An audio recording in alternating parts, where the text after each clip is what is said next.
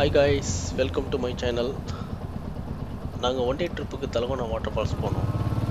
இந்த ஃபால்ஸ் ஆந்திராவில் இருக்குது. சென்னையிலேருந்து 200 கிலோமீட்டர் தூரத்தில் இருக்குது. நாங்கள் வீக்கெண்டில் பைக்கில் போனோம்.